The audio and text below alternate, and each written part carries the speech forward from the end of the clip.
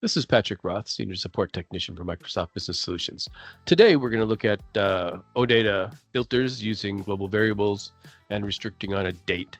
The idea here is that we would like to restrict the map to the time, the day's date minus 1 day. So in other words, yesterday. So today is 7/5/2025, and we would like this map to run. Maybe we'll set it to run daily, and we will run it to pull data from 7/4/2025 and greater. In this case, there actually isn't any data for that setup, but that's okay. We just want to make sure that the query runs correctly. So in this case, let's start off by looking at global variables. I've already created a global date variable called conveniently global date, and I did set it for 2024, so a year ago, 7/1/00. So Business Central wants the dates in date time format, ISO 8601, and so month, year, month, day, T 000 and Z. So we'll save it. If I create a data source, the only restriction here in this case, we're looking at dates, is that the data source would need a date or date time field. In this case, I'm choosing page 116, GL registers, and I've already created it. And if we open it up, we can see that I've used the system date time. System created at is greater than equal to the global date. So Business Central in the OData queries doesn't have any kind of constant to know about yesterday, today, last week. Instead, you can calculate these things yourself using a .NET prescript for the map, and then figure out the date, and then calculate it however you need to. So in this case, in the end, it would be system date created at greater than equal to global date. This will be filled in by our code. If we look at the bottom here, it'll tell us the URL and the registers, the data filter, and then it has our what we typed in, and it does say GBL_date, but when this actually runs, it will be replaced at runtime. So if we look at this, we can test it and pull up data from about a year ago and greater,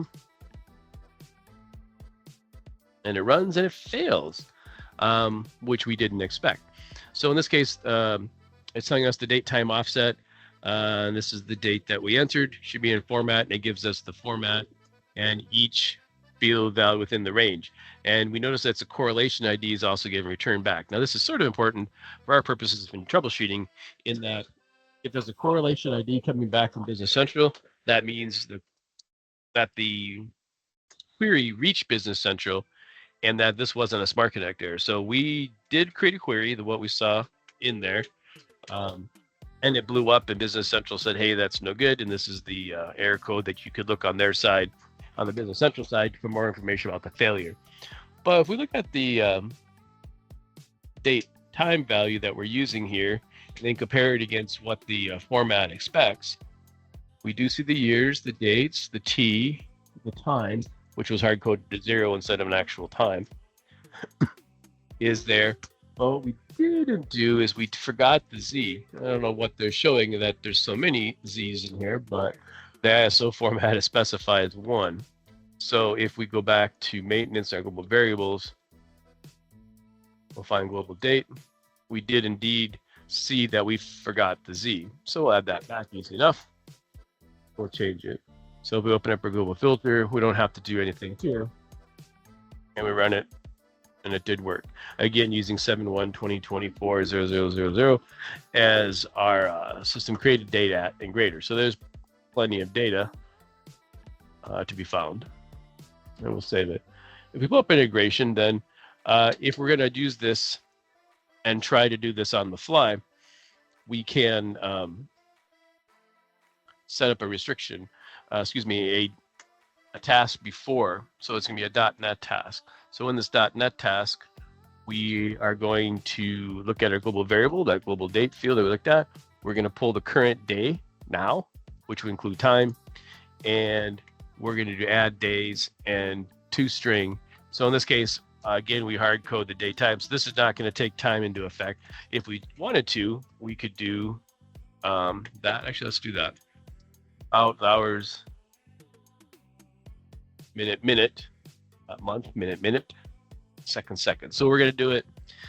So it's going to pull the date time now, including time components, and we're going to run that. And we're going to take -1 day off it exactly. Now, if I go back to my preview, it did update that. That was actually a little bit unexpected.